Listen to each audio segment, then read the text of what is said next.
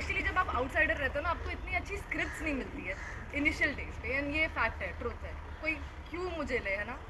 So I think after गदर के बाद में हमने वनवास की, जो एक प्रॉपर स्टोरी बेस्ड मूवी थी, उसमें कोई ग्लैम व्लैम वाला नहीं था, हमने बहुत एक अच्छी स्टोरी ऑडियंस के सामने लेकर आए। एंड उसी के टाइम पे जब मैं वनवास शूट कर रही थी, तब मुझे दिल्ली फाइल्स की ऑडिशन आई, बाकायदा मैंने इसके 2 ऑडिशंस दिए हैं। 2 ऑडिशंस के बाद में मैं फिर विवेक सर से पर्सनली मिली, फिर उन्होंने एक लुक टेस्ट लिया, तब जाके ये हुआ। तो सर ने बोला कि देखो, ये कोई ग्लैम रोल नहीं, this needs your love towards the nation. अगर तुम में उतना जज्बा है तो ही तुम ये कैरेक्टर कर पाओगी, वरना ये नहीं हो सकता।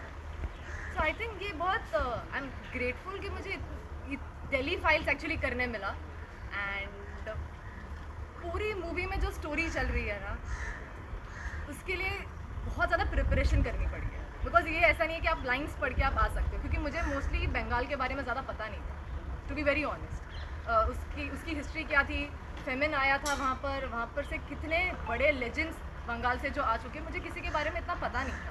तो जब मैं पढ़ने बैठी, मुझे जब पता लगा कि जो 1943 में फेमिन हुआ था और इतने लोग मर गए थे, सो मेरे को लगा कि शिट, इतना कुछ हो चुका है पास्ट में, और हम जैसे यंगस्टर्स को ये सब पता ही नहीं है कि यार इंडिया कितने बुरे टाइम से निकला हुआ है। तो जब वो पढ़ाई करने लगे देन आई थिंक वो ऑटोमेटिकली वो कैरेक्टर और वो जो देश के लिए प्यार है ना, वो भगत सिंह जागने लग गया था करते करते। विंस्टन चर्चिल के बारे में आपकी राय फिर बदल गई है? जी बिल्कुल, मुझे उनके बारे में इतना पता नहीं था। आई माइट साउंड बिट डम ओवर हियर, बट मुझे उनके बारे में जेन्युइनली इतना नहीं पता था।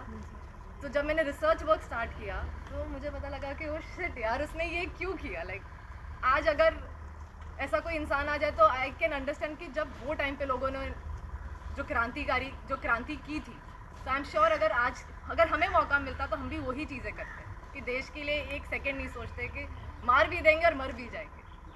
Can I add on to this? I think problem खाली यूथ का नहीं है, तो हमारी गलती है कि हमें इस चैप्टर के बारे में ज़्यादा पता नहीं था, बट थोड़ी हिस्ट्री बुक्स में भी ये कहीं पे भी मेंशन नहीं है।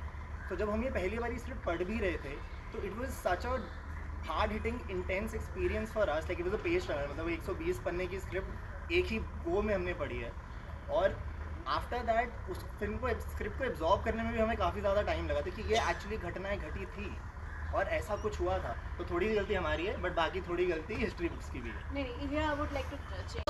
बट आई थिंक मैं बहुत लकी हूँ कि मुझे दोनों ऐसी पीरियड फिल्म्स करने का मौका मिल गया in the very beginning of my career.